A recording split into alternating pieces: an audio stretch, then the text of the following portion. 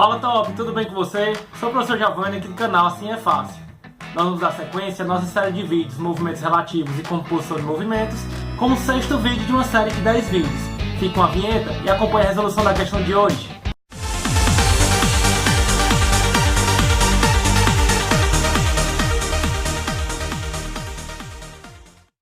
Chegou a hora de ver se você acertou a questão que foi deixada como sugestão no vídeo passado.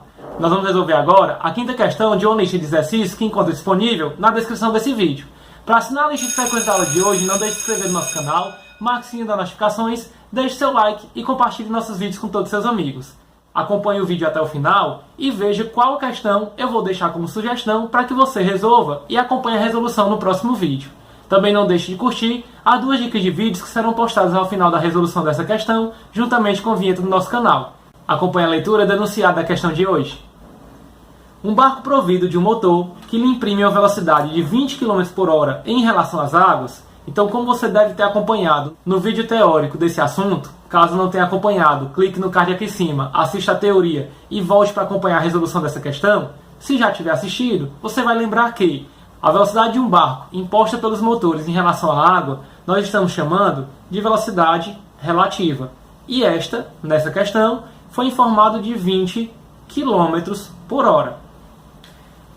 É posto a navegar em um rio de margens paralelas e largura igual a 5 km. Então nós vamos chamar a largura do rio, que é a distância entre as duas margens, de 5 km, cujas águas correm com velocidade de 15 km por hora. Nós chamamos a velocidade da correnteza de velocidade de arraste, que essa, portanto, é de 15 km por hora, como foi informado no enunciado da questão. Em relação às margens, estes são os dados, e aí ele pede no item A que a gente calcule o menor intervalo de tempo para que o barco atravesse o rio.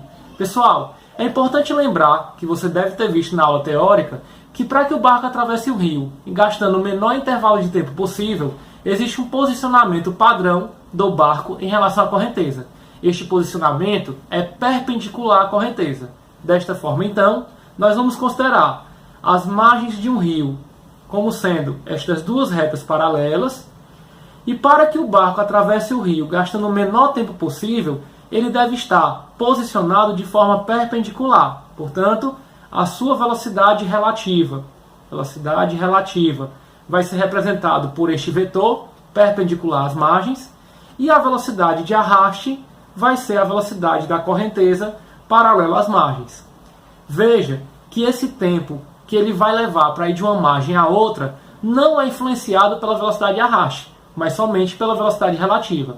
Desta forma, para que a gente possa calcular esse tempo mínimo de travessia, já tendo a condição que é o barco estar posicionado de forma perpendicular, vai ser dado pela velocidade relativa, fazendo com que ele percorra nesta mesma direção a distância entre as margens, dividido pelo tempo que nós vamos chamar de tempo mínimo, já que é o menor tempo que ele vai levar para atravessar essas margens.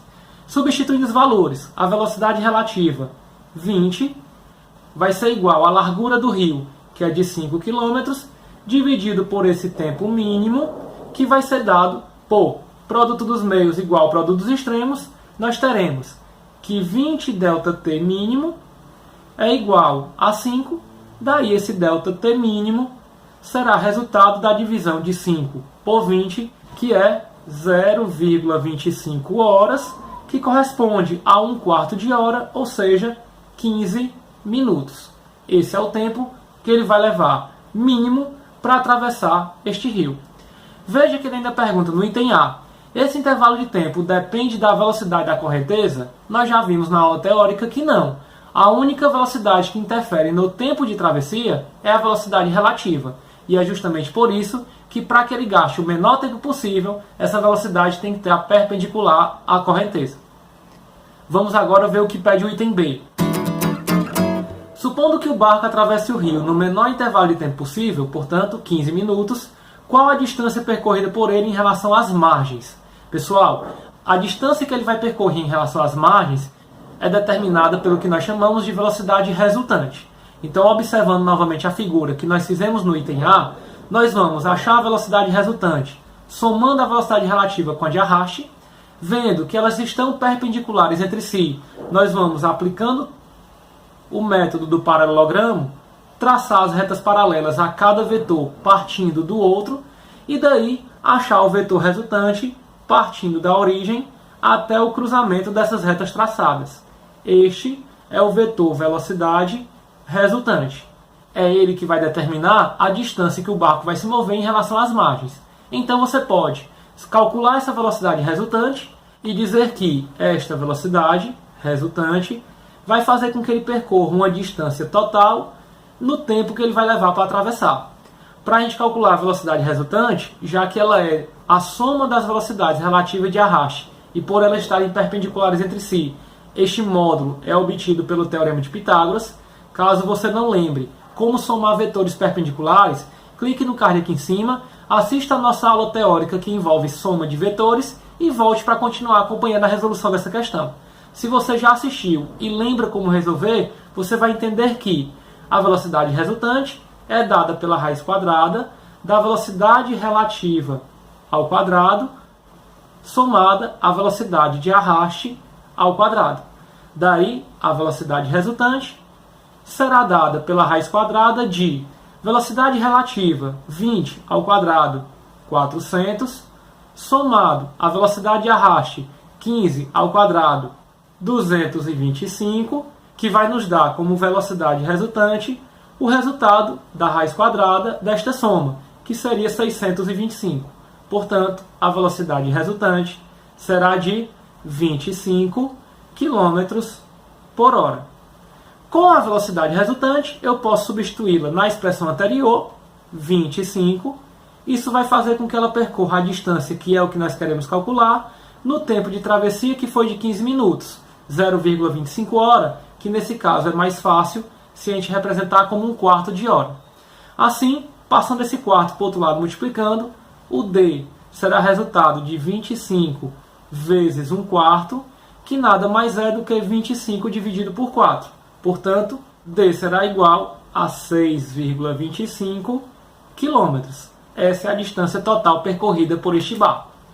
Para que você possa continuar estudando esse assunto e aprofundar cada vez mais os seus conhecimentos, resolva a questão que eu estou deixando como dica e acompanhe a resolução no próximo vídeo.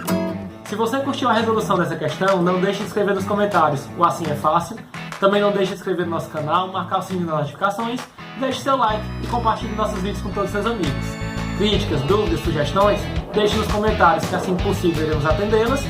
Nos siga nas redes sociais e não deixe de conhecer nosso aplicativo que encontra disponível na Play Store para sistemas Android. Não perca a resolução das próximas questões dos próximos vídeos. Fiquem bem, bons estudos e assim é fácil.